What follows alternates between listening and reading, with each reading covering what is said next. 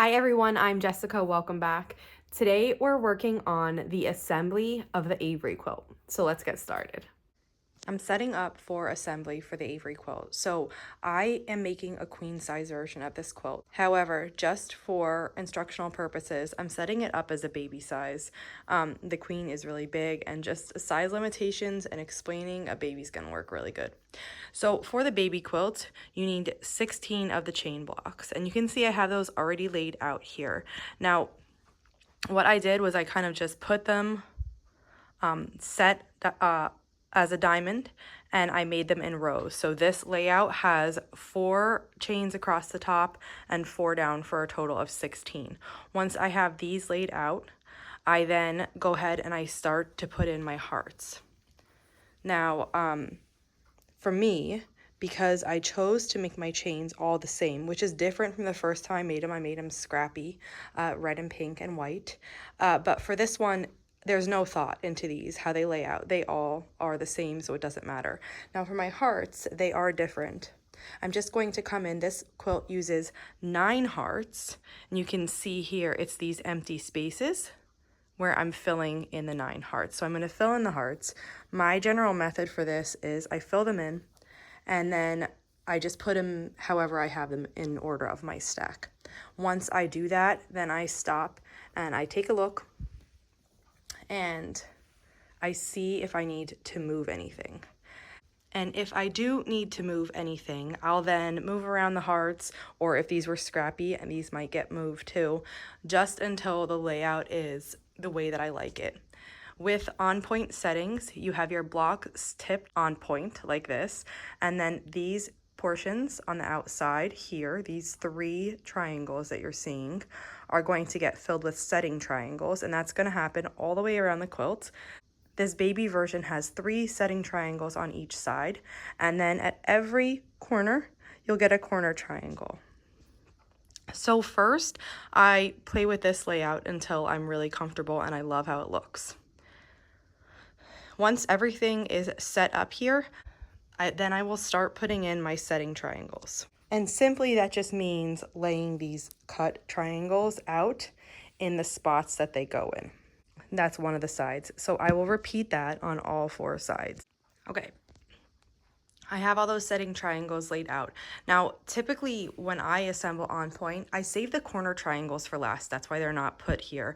I assemble the whole quilt as it is like this into rows, and then I sew the rows together. And then at the end, I'll put all the triangles on. So that's the way I'm going to be doing it here. Now, this seems like tricky because there's a lot of confusion I find with on-point quilts, because you look at it this way and you think, how do I sew this together? But really, it's not tricky. What we're going to do is take a step to the side so that we're at the bottom here. And once we do that, now you're looking at the rows of your quilt. So our top row is going to be triangle, chain block, triangle. That's one row. Our next row is going to be triangle, chain block, heart, chain block, triangle. And this is just going to continue on. At some point, depending on what size you're making, you're going to have a row that has no triangle because it's going to get the corner triangle at one end. If it's a square, it'll be on the same row. And if you're making a size that's a rectangle, one row will not have it, and it'll have a setting triangle on the other end, and then down one row, it will be the opposite. So at some point, you're gonna have a row that has either no triangles or just one. Just follow the layout that you have. And I'm just gonna walk you through this really quick, but I will show you also on my sewing machine. The way you're going to, once you have these all sewn into rows, sew them together. It can be tricky knowing, because you have a triangle here, where do I actually like match this up to sew? What you're going to do is you're going to start at the middle of the row and you're going to match. So I'm going to match this chain block to my heart block. If you want to pin, you can pin. I'll do those, and then I'll let the triangles just fall where they fall, and that's how you start sewing.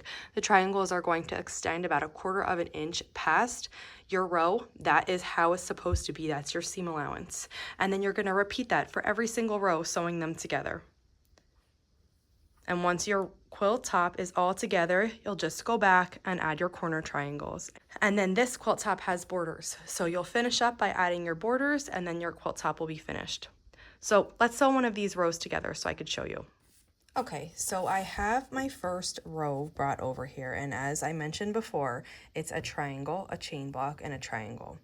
When I sew this together, the triangles are going to go beyond the square by about 1/4 of an inch, which accounts for our seam allowance. So what we need to do is we need to sew this seam right here. Now, you just fold one on top of the other, and we're going to match at the bottom corner.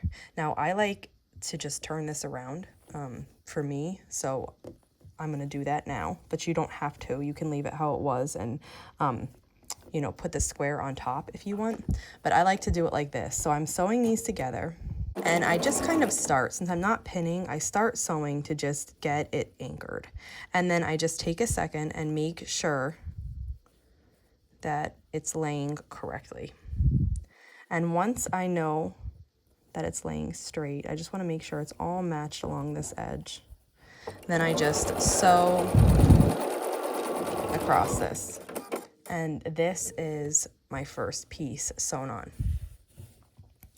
The next thing to do, so this row's a short one. This is a thing with On Point. You have short rows and you have really long rows instead of having them be all the same length as a traditionally assembled quilt. So there's a lot of variety in sewing these rows together. And some you'll be like, wow, I'm finished already. And some you'll be like, this is a long row.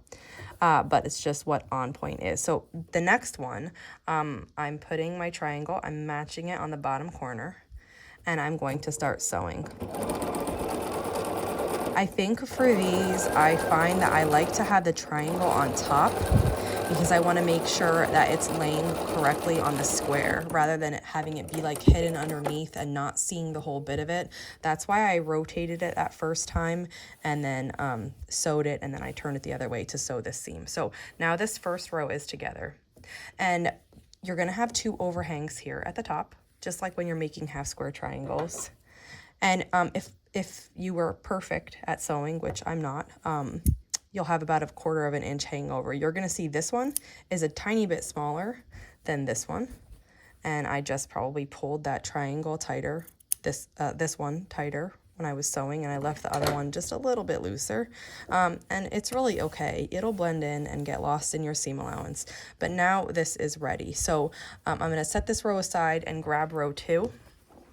Now, row 2 is considerably longer. We have triangle, chain, heart, chain, triangle. And we're going to do the same thing though. We're just going to assemble it in a row. I'm going to move the other ones off to the side, and we're going to do just what we did here. I'm going to flip it around because that's how I like to sew this. I'm going to match at the bottom, start sewing to hold it together, and then just give myself a minute to straighten it out and then finish sewing across. Now, a couple of things. You want to make sure that your setting triangles are in the correct orientation. So just be very careful. Like when I stack my rows, I stack them exactly how they have to be pieced, because on the top half of the quilt, before we get to the center point, the triangles are like this. On the bottom half of the quilt, after the center point, the triangles turn a different way. So you need to make sure you keep your triangles the correct way. The other thing you want to make sure you have correct is your heart. This heart, when this quilt is set, will look like a heart instead of just a square and a rectangle. So you want to make sure that you actually are having this in the right orientation. When your heart is in the finished quilt, it will stand up like it's supposed to and appear like a heart instead of being upside down or turned in another way. So again, when I'm stacking my rows, I'm just very careful to put them in exactly the position that I had them laid out as and to not turn them at all. That comes with practice. So if you turn it, no big deal. You can always seam rip that out and fix it. After my heart is sewn on, we'll go on to the next block, which is another chain.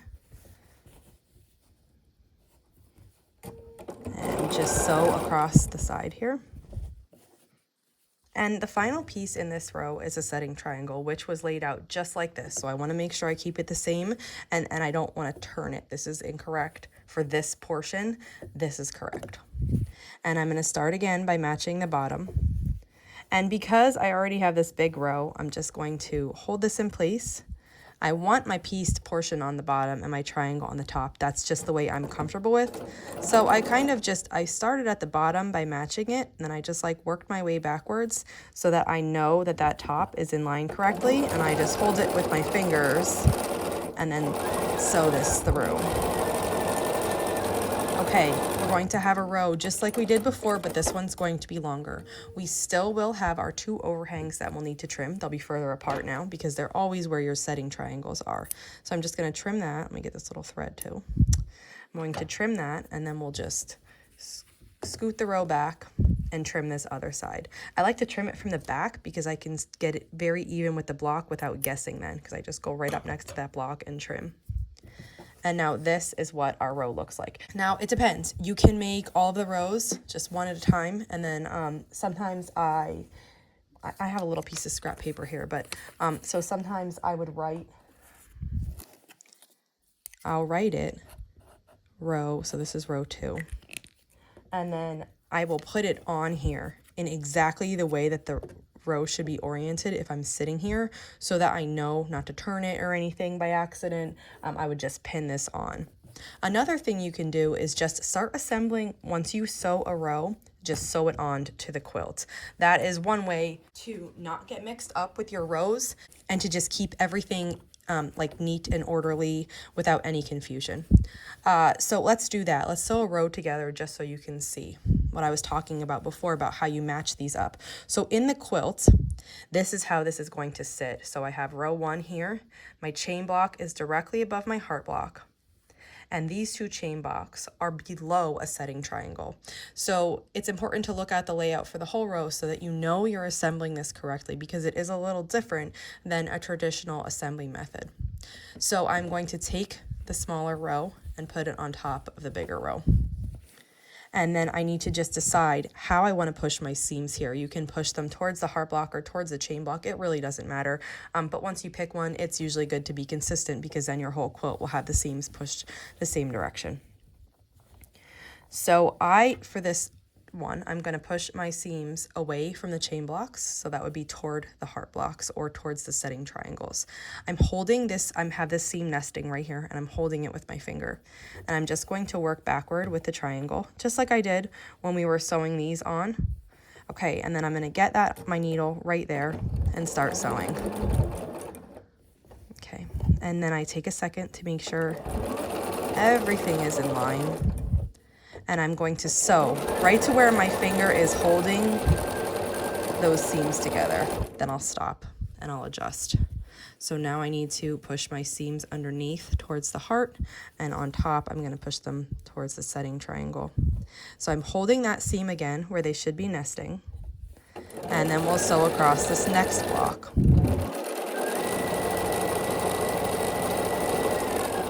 Okay. Then I'm just taking this triangle. I'm not like pulling or warping. Triangles can warp pretty easily. So like if I tug this, it really stretches. But I'm just getting it laying exactly how it should be, with about 1/4 of an inch hanging over the edge. So I'm going to sew along this edge. I'm coming up to the end. We're almost finished with the row. Perfect. And now you can see we have these 2 rows sewn together. Obviously it needs to be pressed because the seams, there we go, they didn't want to lay in the right direction, but this is assembled correctly. When I put it how I'm going to actually look at it in the quilt, my heart's correct, everything's lined up correctly. The other part you're going to have to trim is here. So at the beginning and end of every row, you're going to have a little overhang like this. Now, ideally, you'll have between this point and the edge of the quilt, you're going to have 1/4 of an inch. That's going to be your 1/4 of an inch seam allowance when you sew your border on then, and once you open it up, the point will be sitting right at the seam line. So that's in an ideal world. Sometimes it doesn't happen perfectly, but that's what we strive for. So I trim that one, then I'm going to come back to the beginning here and trim this one as well. Okay. And now I'll set this aside and continue making rows and just adding them on as I get them. I have been working on assembling my quilt, and since I'm doing the queen, it's very large. I'm not even halfway there yet. But I do want to show you how to add a corner. So this is the corner, and this is the piece that needs to be added to it. And I understand that this can be confusing to some people. So I just want to go over this with you so it's not confusing when you assemble your own quilt. So we have this triangle that needs to be sewn onto here. The way to do this and make sure you have everything aligned properly is to fold the triangle in half and crease it at the center. So I'm going to do that. I match up the edges. I match up the points and my edges are matched too. And then I just hold my finger on this. The heat from your finger and the pressure that you're putting on it will leave a crease, so you can see where the center is. Now we are going to do the same thing to this block. Now we can do it from edge to edge, but also you can do it from seam to seam, and that's a little easier because it's smaller. So I just take a minute matching those two seams up, and then I just slide my finger back, and then I apply pressure right where we folded it to make a crease. This is going to be marking the center of my block. So now you can see I have both center points marked here and here. I'm going to take the triangle and put it on top of the quilt and match the two creases up. And then I'm just going to sew across. Okay, and after you're finished sewing across there, if you just open this up, you'll see that you have the triangle added to your quilt. Now you do have two bits to trim. I have this one here, and then we have one at the other side to trim that. Now this is ready to go. Like this is the corner of your quilt. So basically after you assembled all your rows together, I recommend putting the corners on then. You can do it at any time. That's just my favorite time to do it. It really will be okay if you want to do it before then. After your quilt is assembled, your corners are on, the next thing to do is to just add your borders. You'll add the side borders first, and then the top and the bottom. And then your quilt top will be finished. If you have any questions on this assembly video or anything on assembling the Avery quilt in general, just let me know and I'll be sure to help you out. I am going to keep working on mine. I have it here. I'm almost halfway. Once you get to that halfway point, it's going to feel really great because from the beginning row to the halfway point, your rows keep getting larger. But once you pass that halfway point in the middle, the rows start getting smaller with every one and you'll be sailing through it. So here's the corner we just put on. After I'm finished assembling the quilt, I'll add the remaining corners and then I'll add the border. I hope you had a really good time making this quilt. Thanks so much for following along. I'll see you back here soon.